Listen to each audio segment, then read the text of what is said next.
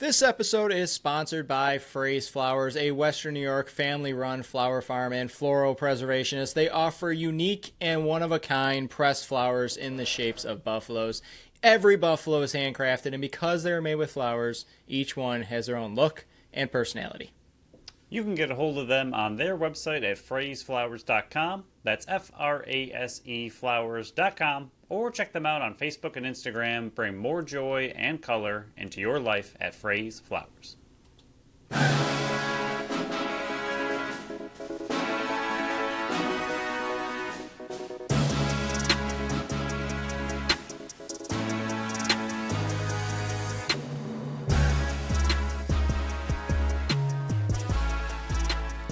What's up, everyone, and welcome into the Buffalo Sports Collective. It is Friday, May 9th, 2025. As always, I am PK alongside my co-host Phil.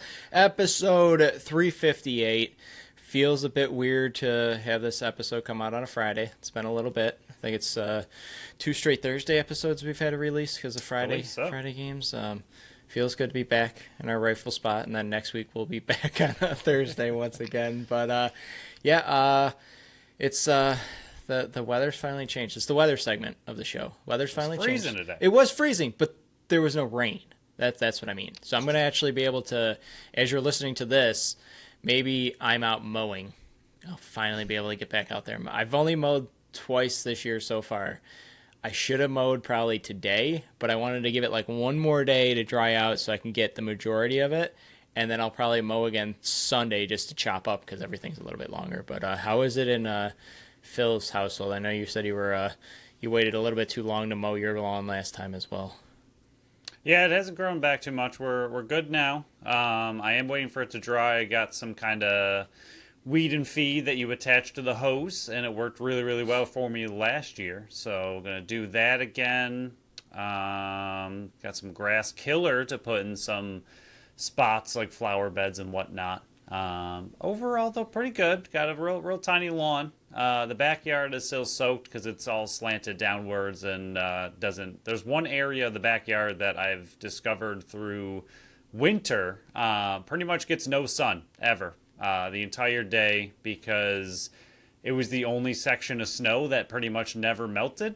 And it is where I throw a lot of snow, so not ideal. A lot of moss is what's on the ground there. It's super cushy, kind of fun. Wish it would just take over the whole yard. I hope it does at some point because it doesn't grow, and it's fantastic. So if I could just have a moss backyard, that would be lovely. Yeah, save some money on gas. You can sell your lawnmower, sell your weed whacker. Mine's electric, so we're all right. But, I de-flower bed to flower bed yesterday. I pulled out some flowers, potted them. I got rid of a flower bed because it's like there's the patio right next to the stairs that go in the house, but then there was like a little flower area behind it. And I'm like, this is a really old house. It's like a stone foundation, and I don't want like it collecting water there. So I ripped all that stuff out. I'm going to go out and buy some rocks, throw it there, and then eventually we'll be able to put the rest of the concrete because the concrete stops. I don't know why they did it. Like they should have ripped that out and made the concrete go all the way, but they didn't. But yeah, I spent all day with a wheelbarrow that had a deflating tire, and Nice. So every 2 loads I'd have to go back up, refill the tire, then load it back up, and then 2 more loads, and it took me maybe like, I don't know, 10 loads of dirt, which I needed it around my shed to flower bed the flower bed. So now I just gotta buy some rock, throw it down, and then I got a little patio, nice little area over there. But yeah, a lot of weather talk to open the show because spring. I mean, there's no game, so it's a little tougher. Yeah. I mean, we got plenty to talk about, but we do. You gotta really get our weather in while we're on bye week. It is fun talking weather on bye weeks. But let us know how your lawn and your flowers and your weather's doing wherever you're listening to this. Maybe you're listening to this in California and you're like, dude, it's 72 and sunny every day, and I'm saying I hate you. So let us know how much you hate us at Facebook, Instagram, Threads, and TikTok at Buffalo Sports Collective, and on X and Blue Sky at Buffalo Sports Co. Don't forget to follow our channel wherever you listen to podcasts, literally everywhere, YouTube. You can see our beautiful faces. That's kind of picked back up a bit. We had a bit of a down spurt with the numbers. I think because of the interviews, we were talking about that.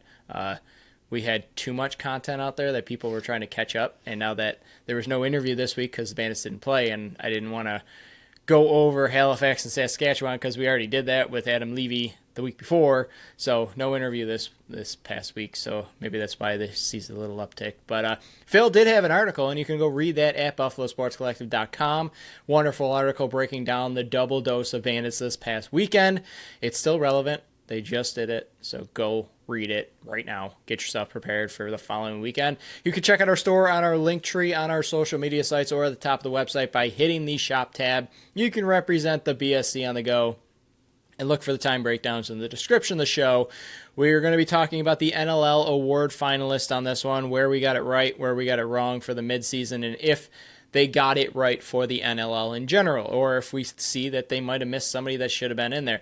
We'll talk briefly about Halifax versus Saskatchewan games 2 and possibly 3 this coming weekend on Saturday and Sunday, and then we'll wrap it up talking Buffalo Sabres. We did say on the last show we would find a way to squeeze this in. The nominees for the 4th annual BSC Buffalo Sabres Award Show. So we will close out the show talking some Sabres, but we'll kick it off. The NLL Award finalists were announced this week. The winners will be announced next week. And Adam Levy, I believe it was last week, put out what the voting and all the players that were eligible to be voted for. I believe they did it from everybody that was media, coaches, and whoever voted for it, ranked them from 1 to 5. And then the top 3 ended up getting nominated, and that's who these nominees are. So we'll start with the MVP. Remember, even if you don't have it in front of you, producer Pat made a nice graphic. You can go on our social media sites, see who we had winning our midseason rank, or our top 3 for our midseason rankings. And again, they're probably not all of them hit, but that's because it was midseason. So we're just going to go over and see, hey, who do we come close on, who do we nail, and who do we completely whiff on. So MVP will start. The nominees for the awards for MVP, that is for the NLL, not us. It is Westberg, Connor Fields, and Dane Smith. You had Dane Smith, Josh Byrne, and Aiden Walsh. I had Dane Smith, Aiden Walsh, and Zach Higgins. Phil, what do you think about the 3 that were nominated for the MVP this year for the NLL? It's a very tricky situation. It's complicated choice to make. It's not easy. There's a lot of players that could have been up for it. There's some, to me, that just mean more to their team than others. Yeah. Like, I do not, this isn't a shot at him. He played a really, really great season. Not trying to shoot him down, but like Connor Fields, to me, as great as he is, he's got Lanchberry with him on the team, and I think they're pretty similar-ish in that way, whereas like to me, if you have Connor Fields up there, I know Jeff Teat didn't have the all-star season expected, but he came on ridiculously strong and almost led his team. He was the only reason his team was even close to making playoffs. He's the only reason his team did anything this year, and he's not, and to me, Jeff Teat's like the definition of MVP. Like, without him, that team is gone. Like, they're just not existent. I know Higgins also had a really good year, so it's Jeff Teat and Higgins to me were that team's whole entire team. Whereas, like, if you take Connor Fields out, I thought Rochester still had a very high-powered offense. It's not someone you want to lose, obviously. He still means a ton to that team. Not trying to say he doesn't mean anything, but to me, Jeff Teat means more to his team than Connor Fields does to his team. So there's that kind of angle. I do love that Westberg's here, the amount of clutch goals he got, and I do love that there's a player that isn't simply the offensive player of the year, and just didn't have necessarily the points that someone like Dane Smith had, but what he meant to his team was a lot, and he had those clutch goals. He didn't have all the goals in the world, but he had all the clutch ones. When they really needed a goal, he was able to put it in. It was similar to Dane Smith 2 years ago, where the offense had a ton of injuries. They were kind of crippled, and he was asked to be more of a goal scorer in a lot of situations, and he was the one that they looked to at the end of games, like, hey, we need a goal. Who's going to go out and get it? It was always pointed at Dane Smith. To me, that's Westberg. And out of those 3, I kind of hope Westberg gets it, kind of to eliminate that stigma of you need to be the greatest point getter in the league in order to win this award. I mean, there's an offensive award that they now created for a reason. I like that exists now. So hopefully MVP can shift around and kind of away at times to away from offensive players and just the best offensive players in the league. I do think there were some scrubs, but I will let you handle some of those. Yeah, I don't really have an issue with who was nominated. My only gripe was that it's three forwards. Like, there was no other Right. type of player involved in there. There's no goaltenders. There's no transition players, defense. I do believe that if you do take, and I take MVP a little bit differently as well. Like, I agree with you. I like that Westberg was included in this because of how clutch he was, and he's not one of those players that had over 100 points. I do like that they added the Offensive Player of the Year because of that. They eliminated, okay, well, Josh Byrne won MVP last year. He also won Offensive Player of the Year, but, you know, he didn't have to be in the MVP conversation because there is another award for that. That's why I do like the addition of that last year. The biggest miss to me, and there's two of them really. And again, I'm looking at this. I'm a Buffalo Bandits fan, but we also cover the team. I try to be as unbiased as I humanly possibly can, but there's always going to be a little bias in this. And I know everybody that's listening to this is Buffalo Bandits fans. Maybe we're picking up some NLL fans out there as well with these interviews, but I still think that Buffalo is going to be very good even if you take off Dane Smith. I think Rochester is going to be very good even if you take off Connor Fields. I don't know how San Diego looks without Westberg. They have a bunch of talent, but Westberg is that super clutch guy. To me, I don't even think Westberg is the MVP of his team, to be honest. And again, that's not shot at him. We already kind of hinted at this a little bit ago. Zach Currier wasn't even up for MVP conversation. That is criminally criminal. Like, to me, he should have been in this MVP award, and he wasn't even there. But another neglect was Keegan Ball. Like, I understand Christian Del Bianco came on there, and they went 7-0 into the playoffs, and then, you know, Buffalo swept them. But the offense is what picked up when Christian Del Bianco came, and it was Keegan Ball. So, to me, the biggest misses were Zach Currier, which wasn't even eligible to be the MVP, which is criminal, and then Keegan Ball. So, I think those are the two biggest misses. Again, no problems with the three that were nominated. I just think that looking at it as unbiased and as an overview, I think Zach Currier and Keegan Ball were the biggest misses with the MVP. Yeah, especially Keegan Ball. Yeah. And Zach Carrier. But with Keegan Ball, even you saw it in playoffs. I mean, Buffalo keyed in on one player and their team crumbled. Even with Charlon Beatties in Game 2 having the game of his life, their team still didn't do enough to win because Keegan Ball wasn't able to be successful enough against the Bandits defense, and he went, like, wherever he went, the team was going to go. And even you mentioned it, if he gets to 8 points a game in both those games, then then likely Buffalo would have lost both those games if that hypothetical would have came true. But Buffalo was able to contain Keegan Ball, and the offense kind of disappeared. So, I mean, that just goes to show what that one player means to that team. And Zach Currier's he just had an MVP season. Like, his numbers are ridiculous for what he was able to do. His cause and they turnovers, couldn't even his vote points, for him. his goals. It's unbelievable. Change the system. Right. And when he wasn't there in Game 2 against Buffalo, they lost. Right. I mean, he meant so much to that team, and for him not to be up there is, like you said, criminal. So we'll move on to goalie. Mid-season, we both had the same ones: Matt Vince, Zach Higgins, and Aiden Walsh. Aiden Walsh gets replaced by Christian Del Bianco. He's going to end up in Calgary in this offseason. We'll see how that pans out. Zach Higgins kind of got let down by the people in front of him. It was kind of the same situation as Philly. He was just getting shot after shot after shot and had no offensive help there. And then Matt Vince. Of course, Matt Vince is going to be in there. But the nominees for the NLL were Nick Rose, Frank Scigliano, and Matt Vince. I do think they got it right. I think Zach Higgins had an opportunity there if he kept, and me saying if he kept playing at the pace he was, it wasn't possible to keep up the pace that he was at to start the season. But I do think they got it right for those top three.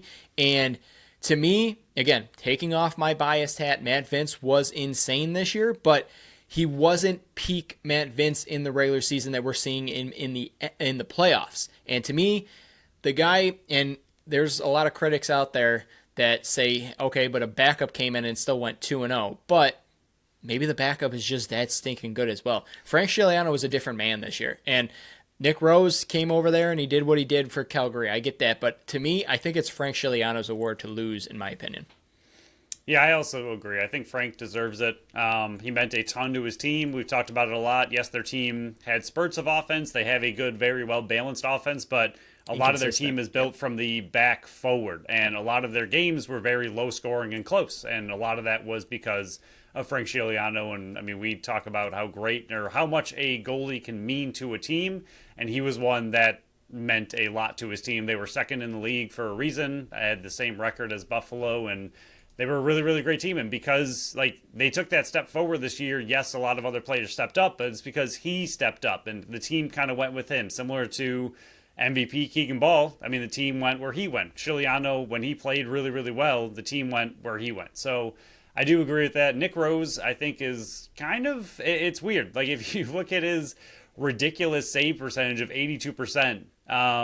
Insane for a season when you're playing with Toronto and Calgary, both teams that didn't make playoffs, both teams trying to Calgary play. made playoffs. I was saying, sorry, Calgary made it. Toronto didn't make it. But still, what he was able to do for two separate teams, I think because of the trade and because of Toronto's horrible start, he kind of got forgotten-ish. Yeah. I mean, obviously, he got the nomination, but as a whole, you don't really think of like, oh, like he wasn't at the top of all these lists of like throughout the season talking a lot about Nick Rose, right, especially because of the trade. But he did a good job leading Calgary to the playoffs and doing what he needed to do to get them even to make playoffs. So interesting to see him. But I do think Frank deserves it. Like you said, Vince had a great season, but I don't think it was goalie of the year worthy, even though he was one of my, I think, bold predictions to win it again this year.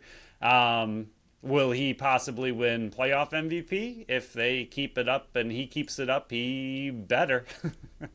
So we'll go over Offensive Player of the Year.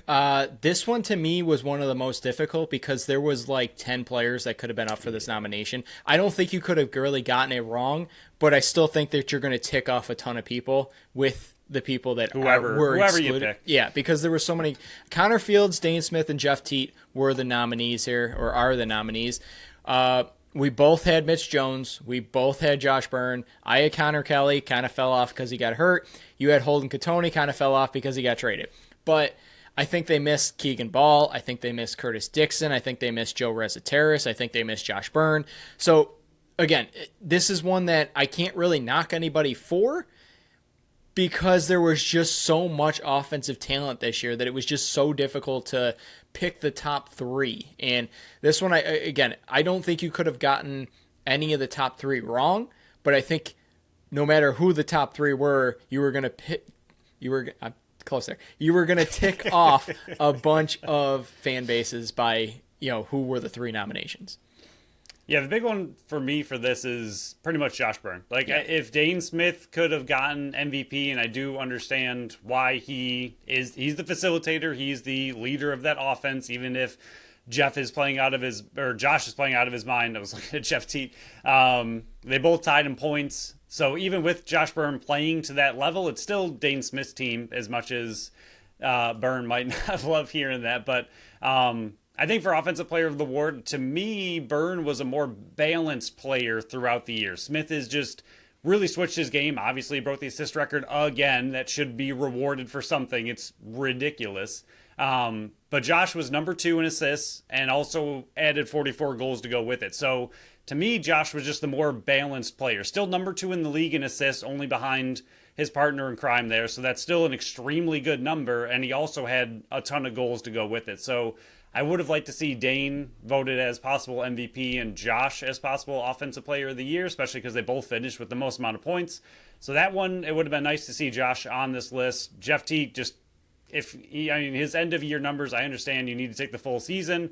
That's why you have a full season for a reason, but his end of year numbers were just ridiculous if they were projected on for a full season, but so were Dane and Josh's at the beginning of the year when they were looking at like a 180-point season. So it happened both ways, but and then Fields, I don't know. I don't know if it's because he left here. Not that I wanted him to stay per se, but I don't know if it's just how he played here. I know he was really good, but I feel like he just leaves, a bad taste. I don't know. There's just something about him, or maybe it's the fact that they always fail in playoffs. It just rubs me the wrong way. He has the points. He has the ability. He's been very, very good for the last 2 seasons. He deserves to be on this list up here. But I think personally, I would have liked to see somebody else on there as well. Like you said, like a Dixon, like a Reseter, it's like a Ball. Yeah, so we got quite a few more here. We'll try to pick up the pace a little bit. Defensive Player of the Year nominees were Ryan Dilks, Graham Hossick, and Matt Hossick, a couple brothers up there. Mid-season, we had Robert Hope, failed off. Mitch DeSnoo got traded, and then Matt Hossick. I think we got that one. I think they missed Mitch DeSnoo, but I think, again, that's due to him moving over to Philly and kind of having that 8-game losing streak does have the negative effect on him. I think Steve Priolo, but I just don't think he has the numbers, and I think that definitely affected the voting in this one. And then Trevor Smith, he's just too quiet. Like, he's not that household name, even though I was calling for him in the offseason. But I think this one, in my opinion, if Matt Hossick doesn't win this award, it's criminal. Like, it's flat out criminal. He's like in the top 5 in all the defensive categories. If he loses this one to either Graham or Ryan, it's criminal. You should go talk to the voters and slap them silly. Yeah, I do think DeSnoo was not great that he was left off. Like you said, probably got kind of missed in all the trades and everything, but his numbers across the board were fantastic this year. Again, he's a free agent. Maybe just stop in Buffalo before you go to Toronto. We'll see. But I do agree. I think Matt absolutely deserves it, especially coming out of a bit of nowhere. To have the level of a season that he did, not that he's ever been bad, but to have a level of this being up for Defensive Player of the Year, I do think he absolutely deserves it. Don't really have too many issues other than DeSnoo being left off. The other Hossick and Dilks had very, very good seasons, but I do agree Matt deserves it. So before we dive into the rest of this and wrap up the nominees, we'll go over our second sponsor of the show, Tap That Tap Room at 363 Delaware Street in Tonawanda, New York. It's Buffalo's first woman-owned self-pour bar featuring 30 consistently rotating taps. They offer varieties of beers, ciders, sours, salters, and malt beverages, so they literally have something for everyone. And while they have something for everyone, you can get it discounted on Friday for happy hour 3 to 7. We're going to keep pumping this event until tickets are sold out. Thursday, May 22nd, they're hosting macaroon and beer cider tasting, partnering with Sprinkles Bake Shop and Cafe in Tonawanda. You need tickets, so get yours now. And while they may have a bye week for the Bandits, the patio is also going to be opening soon with the nice weather that PK claims is coming up, even though it was freezing. You can bring the dogs. They are dog friendly, so bring your dogs, grab a new favorite, sit on the patio, enjoy the warm weather. That season is coming up quick. For all their other events, you can check out their Facebook page and Instagram or go to tapthattaproom.com. I currently have 5, so maybe we'll partake on that patio action. It's supposed to be really nice this weekend, so maybe they'll have the patio open. But Transition Player of the Year, this is where Zach Currier finally got a nomination, but he's going up against two beasts in Owen Grant and Ryan Tarafanko. Mid-season, we both had Owen Grant. We both had Jake Boudreau. I had Taylor Jensen. You did have Zach Currier. I kind of left Zach Currier for you, and I wanted to give Taylor Jensen a shout-out. I think they missed. But, again, this is another one where there were so many great transition players this year, and I'm not even including Brian Cole. I'm not even including Ian McKay because, again, those two players are too good at what they do in this sport where it actually negatively affects them in the voting because they're so good at the back end, but they're needed at the front end, that they're so good at the front end, but they're not up to the same level as everybody else because they're not the number ones on this team. So they're so good at every aspect of the league that it negatively affects them when it comes time to voting, which absolutely stinks. They should have some other award like the do-it-all kind of guy. But Adam Patra, Jordan McIntosh, Jake Withers, Jake Boudreau, Nick Weiss, Mike Messenger. I think there were a lot of other candidates. But to me, I'm sticking. I love Zach Currier. I think he did everything he needs to do. But I feel like Owen Grant gives that extra edge out the back door. And he still put up great numbers without having to play out the front door. And Zach Currier played a ton out the front door, ton out the back door. He double shifted like crazy. To me, that's MVP. Like, this would be such an easier conversation if he was up for MVP, but he's not. So I think he's going to end up winning Transition Player of the Year, which stinks because that means Owen Grant does not. It's just, there's so many good transition players in the league right now, and I think it was OTCB that were talking about it, that this is the next wave of the league, is you need players that can do everything on the floor. So the transition players are going to become the most valuable players on the specific teams. And we're starting to see it more and more as we move forward. Yeah, and like you said, they are becoming that kind of transition. Maybe they just need to change the name to give more of those other players a chance, like Ian McKay, like you said, like the do-it-all award instead of transition player. I understand that's what they're labeled as, but even Zach Curry, like you said, played a ton out the front door, so he has the points compared to the other guys, but he wasn't, as much as he was transition, because his cause turnovers numbers are through the roof. He has everything you want. He has the loose balls. Like, everything he does is still kind of labeled as a transition player, but like you said, he was needed out the front gate more often, so he's not that more defensive to transition offensive player where like an Owen Grant is exactly that. Plays great defense, but also brings the offense in physical transition from defense to offense. So I think they could use either a new award or switch transition to kind of your do-it-all kind of player. Because that's what transition players are anyway. You want a guy who gets a lot of caused turnovers, can get the block shots, but can also get the loose balls and can also get the points. That's the biggest thing about it, is trying to transition to the offense. So you want a guy who has the offensive numbers of a Grant, of a Courier, but at the same time can play incredible defense like Ian McKay can. Has the offensive numbers, wasn't needed on the back end, but if you needed to throw him back there, you have an all-star defender in Ian McKay that just happens to be also out of nowhere a wildly incredible NLL forward. So I do think they could rebrand either this award or, like you said, add a new one. But for this one, I see what you're saying with Grant. I love the speed from the defense to offense, and I do think Courier is probably going to win it, especially after not getting in the MVP discussion. But I do think if Grant does win it, it wouldn't be anything mind-blowing, and then Boudreaux just had a incredible playoff game, so we haven't mentioned him too much, even though we both had him in our top three in midseason, but I think he's another one that deserves the credit for what he was able to do this season. So Rookie of the Year, I do think that they missed this one, in my opinion. The nominees were Brennan O'Neill, Adam Patra, and Dyson Williams. You nailed it. You got those three. I personally would have removed Brennan O'Neill from this, and I think Will Johansson should have been in there because of what he did as a rookie. It's stupid. Like, the numbers that he put up were insane. He was playing pretty much every face-off opportunity. He was out there for every defensive shift. Like, I think that's just a miss. I think Brennan O'Neill got the hype of being the number one pick and coming into the league and everything with that. And when Holden Cattoni went out in the trade, Brennan O'Neill was supposed to step up. I think he had a very solid rookie year. This is not me down-talking him. I just think Will Johansson should have been in there. But overall, I had Adam Patra winning this up until Albany started going on those runs, and what Dyson Williams was able to do that at offense and help Albany turn it around. I think this is Dyson Williams to lose.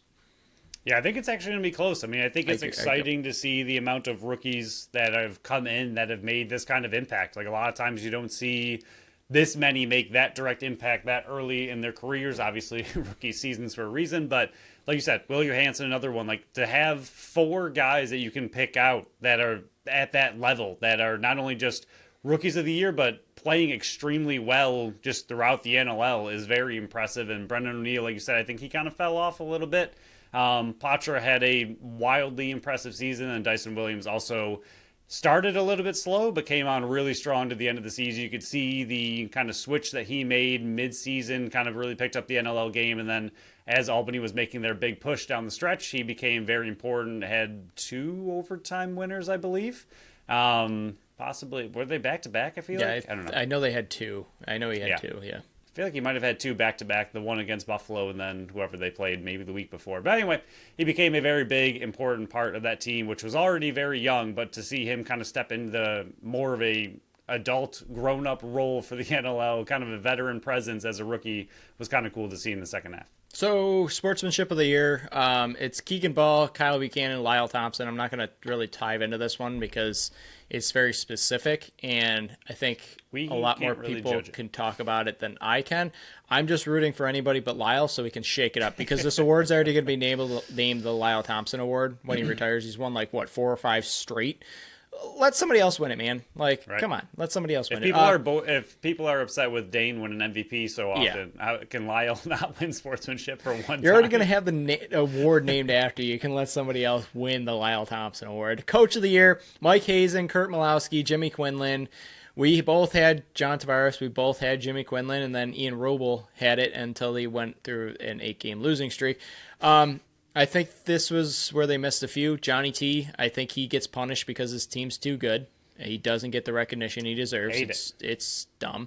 I think Micah Kersey, but I think that's just because I had Halifax finishing where I did. I think he did a phenomenal job, and I said that he could have been having his job on the line, and I think his job is safe after the coaching job he did this year. And then Josh Sanderson, what he did with Calgary, yes, you brought in some veteran pieces, and yes, you made the big trade for Nick Rose, but to get that team into a sixth position and take it to Halifax in the playoffs, I thought he did a phenomenal job. And I know Calgary's going to have a massive shakeup in the offseason here, but I think those were three big misses. I don't think Mike Hazen should have been in there. Kurt Malowski, you can argue it, but I do agree with Jimmy Quinlan. But yeah, it's recent success for John Tavares is definitely, it's like the LeBron James of playoffs. It's like the Connor McDavid of LeBron James of basketball. It's the Connor McDavid of hockey.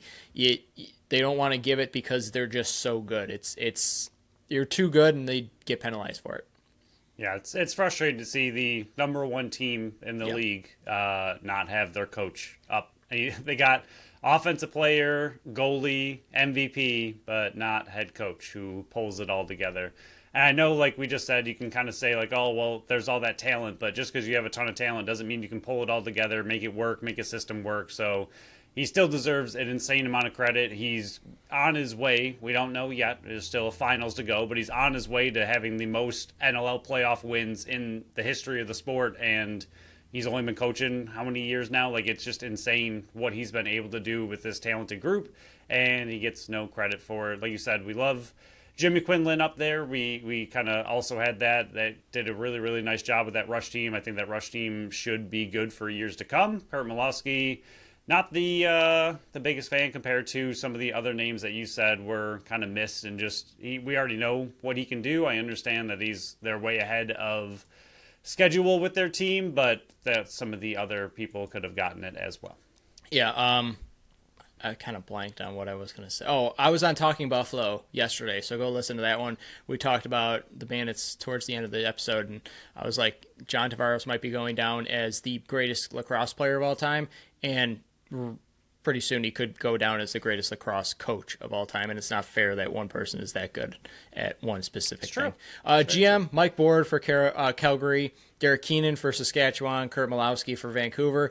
I got to hand this one to Mike Board, because of what he was able to get for Christian Del Bianco, who was saying that he would only go to Vancouver, bringing in Nick Rose, and getting this team that I thought was going to finish towards the bottom of the standings into a playoff spot after trading Shane Simpson and Zach Currier and bringing back Curtis Dixon and bringing back Dane Doby. So I do think Mike Board, to me, is the number one favorite. Derek Keenan, I love what he did, but I think a lot of that is just the coaching job that he did based on the team that he built from last year and just better coaching this year. And then Kurt Malowski, you got Christian Del Bianco when you only wanted to go to Vancouver. So I can only give you so much credit there. I'll go with Mike Board on this one. Yeah, I mean, pretty much everything you just said. I think Derek Keenan built a great team, and he's also a kind of great co-coach, which is a weird system, but it works really well for the Rush as they are possibly headed to the finals and number 2 in the entire league. So they did a really good job bringing everyone in. Like you said, though, Calgary, we kind of left for dead in the beginning of the season, and he was able to bring in players and inspire that group enough to, make playoffs. And like you said, bringing in Nick Rose, making that big move to try to push your team into playoffs and then try to push them into the finals. We were a little worried about them headed into the playoffs being that really great team if they could have put it all together. So for them to go from a team that might not make playoffs to a team that you're a little bit worried about in playoffs is really, really impressive by the GM.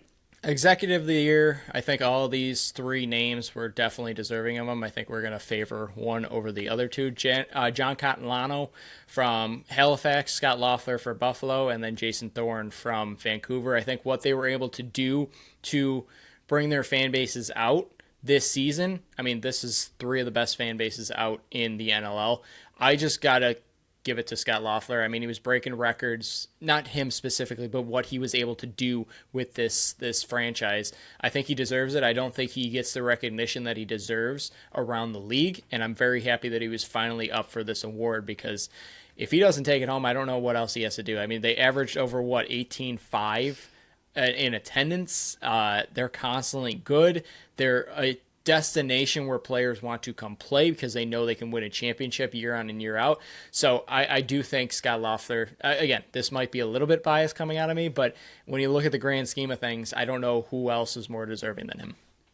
Yeah, I did think the other two did a really good job getting their barns full. I mean, Yeah. Vancouver and Halifax have done a really nice job increasing attendance. Well, you said everyone's had just glowing things to say about Scott all the time. All times the players are on. They said he always takes really great care of them, from travel accommodations to food to basically anything they need, that he is there for them. And that is exactly the kind of executive you're looking for. And that's another reason.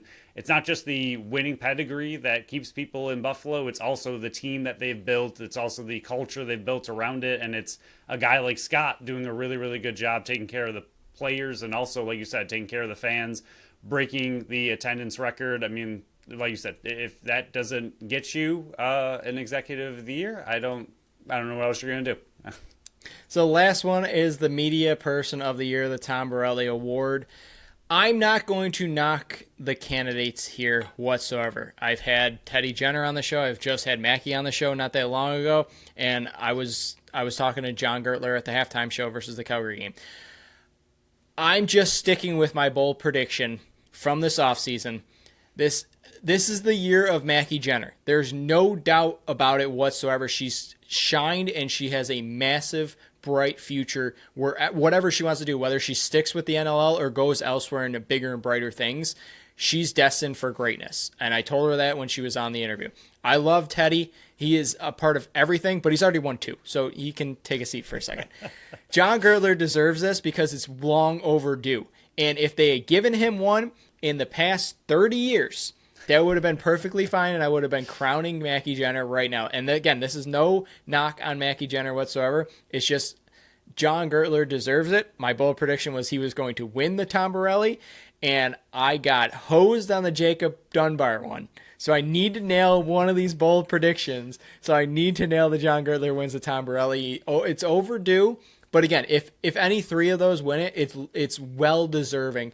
Anybody that was up for the nominations, what they're able to do and add to this sport is so fantastic, and they're a big reason. All those names are a big reason why the league is growing to where it is right now.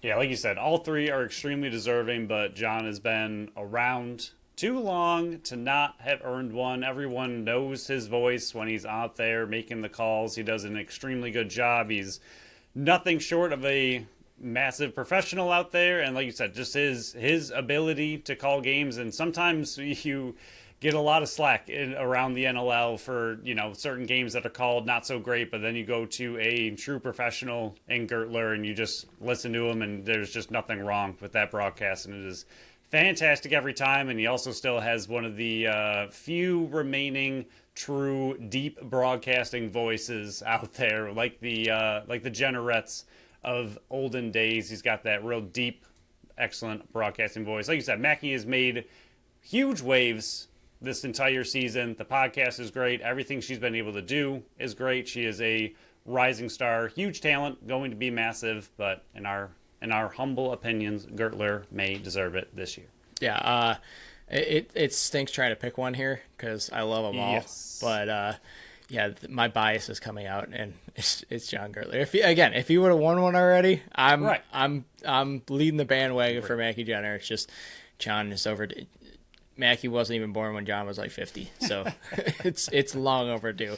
But that concludes the nominees. Again, the awards will start rolling out next week, so we'll kind of roll through them and see if they got their ones right. Better get it right. But again, they need to change the whole system. But Halifax, Saskatchewan, Game 2 and 3 are this week. Game 2, Saturday at 9:30. If needed, Game 3 is the following day, Sunday at 8 p.m., both in Saskatchewan. But, I mean, just watch that game. We're not going to dissect it. We're not going to cover it. Just whoever wins out of that goes face Buffalo next weekend. But I think this is Buffalo's first bye since beginning of February, since they had that back-to-back to start it with Toronto and San Diego where they got their first loss of the season. I think gets Josh Byrne a little bit more healthy because I don't think he was fully healthy. He looked good. I mean, he looked so much better than I thought he was going to look, but you could tell something was a little off with his shots and with his movement. I think this gives Kyle Matisse a perfect opportunity to come back and play in this one. It heals up any wounds that any of the other players have picked up. Plus, whoever comes out of this game will not have that bye.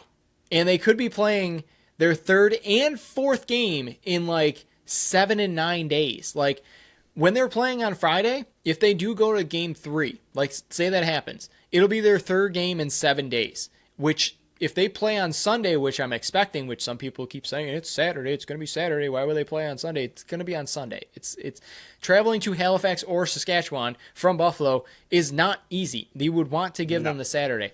So I believe it's going to be Sunday, but it's besides the point. It would be their fourth game in 9 days. Like, this is a massive advantage for the Buffalo Bandits right now. And maybe if Saskatchewan does win this one, maybe it favors them because they're coming in super hot and they just played. But, whatever. But it also gives Buffalo extra practices and game planning for this team. Now, they don't know who they're going to be facing yet, but they've already faced both of these teams. They've already beaten both of these teams, and they get to watch this weekend with no pressure on them. So I think all the cards are favoring Buffalo right now with this matchup coming up this weekend. Yeah, imagining the coaching staff kicking back and watching these games and dissecting them and having a good time, just kind of watching and learning. It seems like it'd be a real fun atmosphere to be around. But the only negative is kind of what you said, that a lot of these players talk about. Now, that was before they went on this ridiculously long run of no bye weeks, that they like playing all these back-to-backs, and they'd rather have 2 games every weekend, maybe not to that point, but they like playing all these games in a row. They don't like the days off. They don't like the weeks off. It kind of just, they like being on a roll. So maybe this is, like, that'd be the only negative, but at the same time, this is a professional team. They're a team that's been now to 5 straight finals. They know what it takes to win. I do think that the rest is coming at a great time for them. Like you said, Byrne needs to get healthy. Matisse needs to get healthy.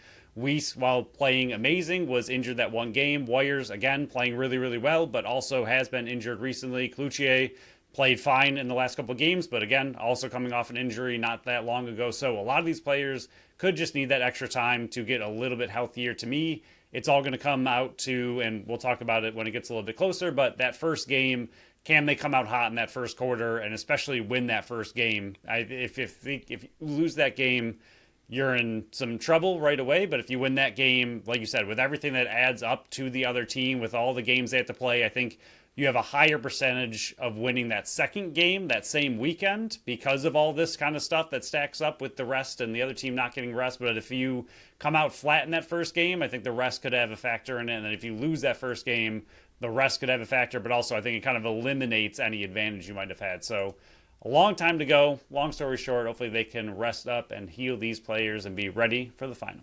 The only thing I'll argue against the players saying that the rest kind of stinks, they want to play.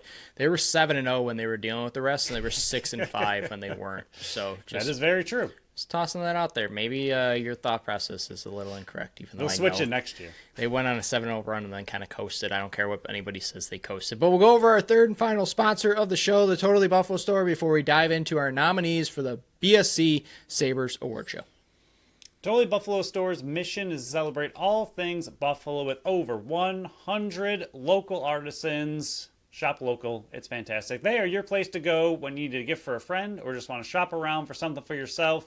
Mother's Day still coming up. Go get you something for your mom or whoever in your life is like that. They offer 3 locations, 3328 Sheridan Drive in Amherst, 3459 Amelia Drive in Orchard Park, and 46 Center Street in Lewiston. Like Phil mentioned, Mother's Day is Sunday. If you were like me and you continue to drag your feet like I do, head down to the Totally Buffalo Store to get something she will love. They have plenty of stuff for that special woman in your life that they will love. They will absolutely love whatever comes out of the Totally Buffalo Store. From clothing to accessories, candles, and more, you'll find that original and one-of-a-kind gift that they will be sure to love and fall in love with, because, again, It's small stuff. It's original stuff. You're not going to get this at Walmart. You're not going to get this at Target. You're not going to get this on Amazon. It's one of a kind, great stuff at Totally Buffalo Store. And while you're there, I mean, we just talked a little bit about the Buffalo Bandits. They have a vast assortment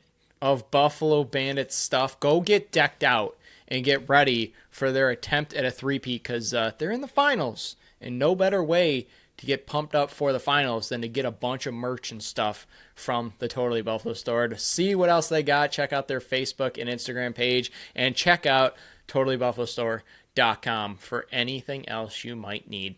Now, Phil, we're not dressed up because it is the nominations. Maybe we'll get dressed up on Sunday. Probably not because they don't deserve it.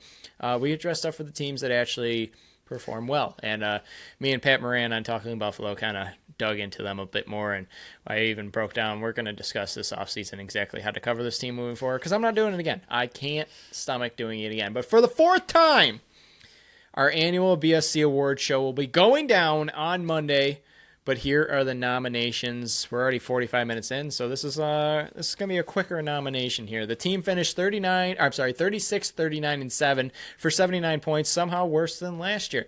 Our BSC MVP, the nominees this year, last year's winner was UPL. This year's nominees, spoiler alert, UPL is not in here. Tage Thompson, JJ Paterka, Rasmus Dahlin, Alex Tuck, Jason Zucker, and Ryan McLeod. Ryan McLeod. Yeah, I mean, there's some interesting names, I guess.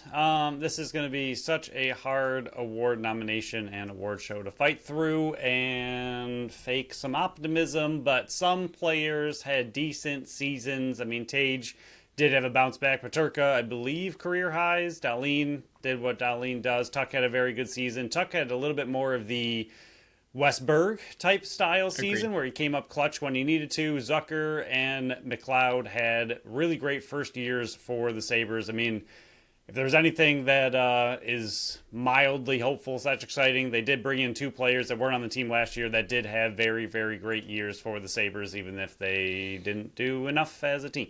Yeah, I think the common theme here is if you played forward, you'd had a decent season. If you played defense and goaltender, you were the letdowns. Besides power play, of course, but I blame the coaches for that one. But yeah, I mean, there's a mix of top talent and there's a mix of secondary scoring that was lacking on this team, and Zucker and McLeod came in here and provided that. If you would have told me McLeod had the season he did, I would have laughed at you. He was fantastic in this one. Jason Zucker, I thought he was just, okay, you overpaid for a veteran to come in here paying him $5 million. Re-signed for 2 years, and I absolutely love it. Alex Tuck was fantastic on the penalty kill. I think he had the most blocked shots from a forward on the penalty kill for the season, not just on the penalty kill, but a penalty kill added to it. And then Tage Thompson, major bounce back season after being hurt last year. So those are your nominees for the BSC MVP. Next award, and we call it the Mr. D. It's for the top defenseman, and there's only 3 names. Last year's winner was Rasmus Dahlin. This year's nominees, Rasmus Dahlin, Bo Byram, or what did Pat call him on the graphic before we had to fix it? Jason Byram? Because I think it was Bryson, his first name. Yeah, it might have been. And then Owen Power are the nominees. I'm going to look it up now what it was. I'm going to call him out. I believe it was Jacob Byram.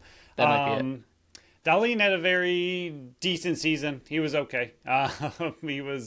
He was good again. I mean, Dahlin's still doing what Dahlin does, but I do think Byram able to come in for a full season and did what he did for the Sabres and for what he was able to do on a team that didn't perform very well on defense or goaltending. I thought Byram had a really solid season. He's extremely young. Obviously, so is Dahlin and so is Power, but I thought what Byram was able to add looked really, really good and is promising moving forward, but I thought Dahlin did look good. Power has been okay, but to me, he's still been a bit of a disappointment. I don't know.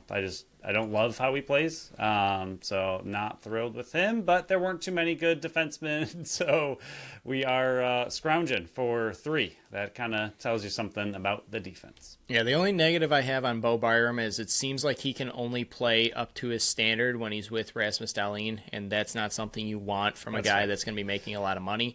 Owen Power, he's still got to grow into his big boy body. When you're that big, you got to lay some lumber, and he has yet to do that. He's too timid. Way too timid. He has gotten spurts, so you see the number 1 overall draft pick in there, but we need more of it. This is a new award this year, actually. For some reason, we didn't have it. We're like the NLL. We added it. It's the Gretzky Light, Lite. It's for the top forward. This one, these names might sound familiar. Tage Thompson, JJ Peterka, Alex Tuck, Jason Zucker, and Ryan McLeod. I'm going to keep doing it. I have to. It's so funny to do. It's like Skigliano. Yeah, this one, it really depends on what you're looking for. Like, obviously, the top point getter is Tage, but Peterka, again, career year. Tuck had a very well-rounded year. McLeod, also a insane career year. Like you said, like, for what he was able to bring into the Sabres before this, he had a 30-point season, then he brought it to 53 points. So, it's depending on what you're looking at as the top forward. Is it the top forward because they were able to raise their game and, like, they were the best version of themselves as a forward on this team? Then there's a lot bigger discussion than simply Tage Thompson being the dynamite forward that he is, and he really showed it down the stretch. He's an extremely good forward, but I think there are more arguments to be made for some of these other players, not just simply Tage had the most points, give it to Tage. I think there is a good discussion to have about some of these other forwards.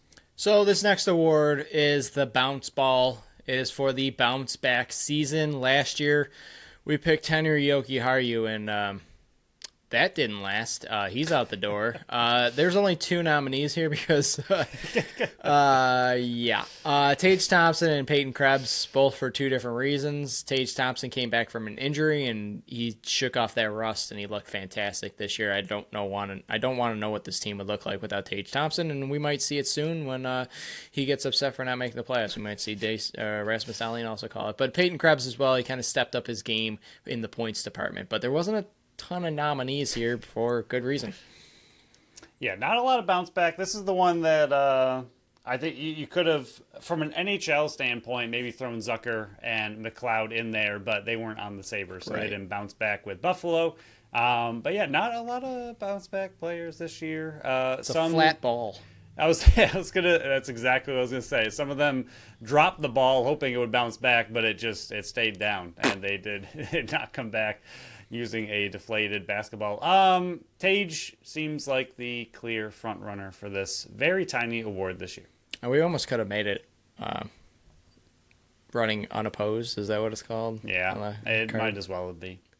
Next award is You Got It, Kid. It is for the top rookie. Again, this one was tough because there wasn't a ton of rookies that performed anywhere close to being award nominee worthy. Last year's award winner, Zach Benson, he ran away with the award last year. I think there's going to be a runaway in this one without looking at the card, and I don't know the winners yet.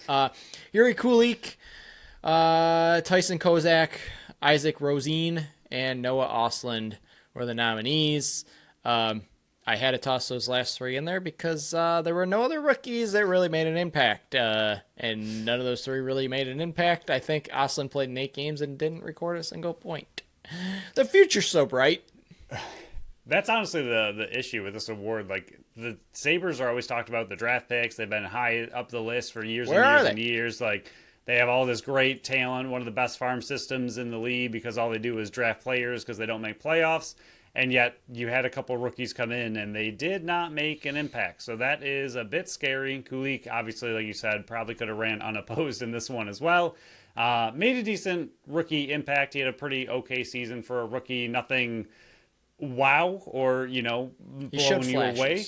But yes, he did show flashes. He did have moments. So he could possibly, if he hits, continues to grow, have a bright future ahead of him. Or he could be like Quinn and just never play.